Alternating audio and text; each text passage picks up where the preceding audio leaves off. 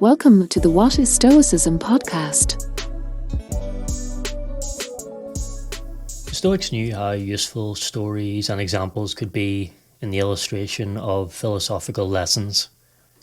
Clear descriptions and explanations of principles are vital, of course, but demonstrating them in practice is an invaluable tool in helping people to understand them.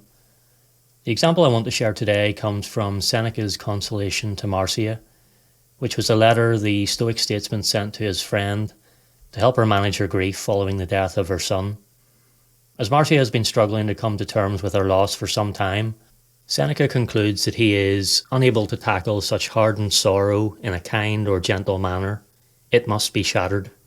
He then presents the following real-life examples that we could adapt and apply, not just to grief, but to any misfortune, as we decide how we'll respond to what we face in life. Here's what Seneca shares in his Consolation to Marcia. I hope you find it useful. I am aware that all who wish to give advice to someone start with instruction and end with example, but there are times when it is salutary to change this custom. For different people should be treated in different ways. Some are guided by reason, some require to be confronted with famous names and the authority that takes away a man's independence of mind if he is held in thrall by outwardly impressive actions.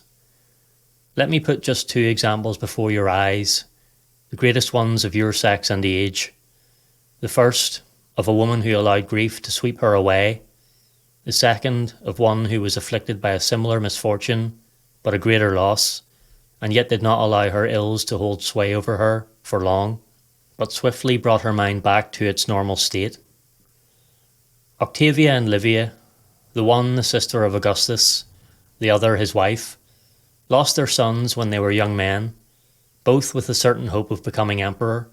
Octavia lost Marcellus, on whom Augustus, both uncle and father-in-law to him, had begun to lean, transferring to his back the burden of empire, a young man of keen intelligence and powerful ability, yet, together with this, possessing a sense of economy and moderation, much to be admired in one so young and rich, who submitted patiently to labours and gave no time to pleasures, but was prepared to shoulder whatever his uncle might want to place, or, so to speak, build upon him. He had chosen well a foundation that no weight would crush. Throughout her entire life she never ceased to weep and sigh, refusing to hear any words of healthy counsel or even to allow herself to be distracted. Concentrating on one thing alone, with her whole mind fixed on it, she remained all her life as she was at his funeral. I do not say lacking the resolve to rise, but allowing no one to raise her spirits, and regarding any cessation in weeping as a second bereavement. She refused to have a single portrait of her darling son, and would not permit any mention of him. She hated all mothers, directing her rage at Livia in particular, as the good fortune once held out to her seemed to have passed to that woman's son. She became the intimate of darkness and solitude, and gave no thought even to her brother, disdaining the poems that were written to glorify Marcellus' memory and other literary honours, and closing her ears to every consolation. She withdrew from all customary duties, and hating even the good fortune that shone too brightly around her because of her brother's greatness, she buried herself in seclusion.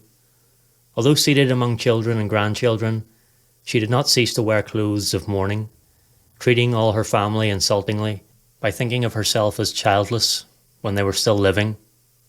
Livia had lost her son Drusus, who was likely to be a great emperor and was already a great general. He had penetrated deep into Germany and had planted Roman standards in a place where it was barely known that any Romans existed. He had died on campaign, and even the enemy had shown reverence towards him when he fell sick, by maintaining the peace that we observed and not daring to hope for what their interests dictated.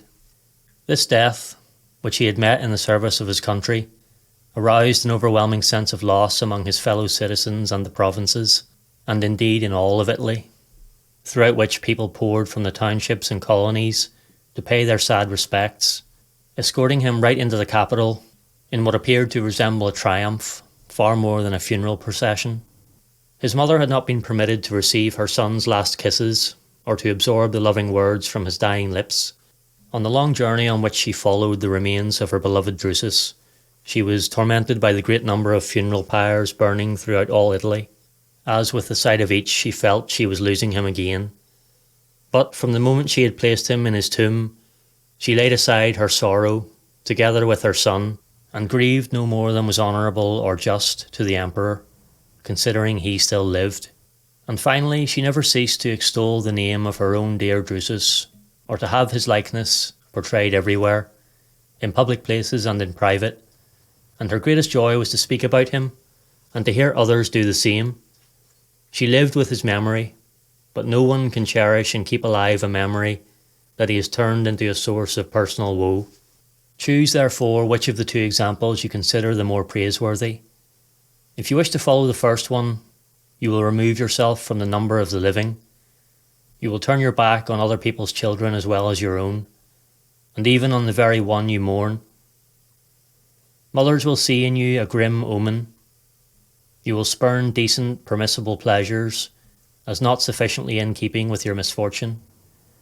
You will linger in the daylight that you have come to loathe, and regard your age as the greatest enemy for not bundling you away and making an end of you with all possible speed. You will be guilty of something most shameful and utterly foreign to your character, which is known to favour the better course of action, namely, of showing yourself unwilling to live, but unable to die. If, however, you show a more reasoned and gentler spirit, by embracing the example of the second, most impressive lady, you will not become the partner of grief, or rack yourself with torture. For what lunacy indeed, what evil it is, to punish oneself for misfortune, and to increase one's own sorrows. You will demonstrate in this situation also that virtuous and restrained character that you have maintained all your life. For even in expressing grief there is such a thing as moderation. As for that young man himself, so deserving of bringing you happiness by the constant mention of his name and remembrance in your thoughts, you will put him in a more worthy place if he greets his mother's eye as the same cheerful and joyful son he always used to be in life.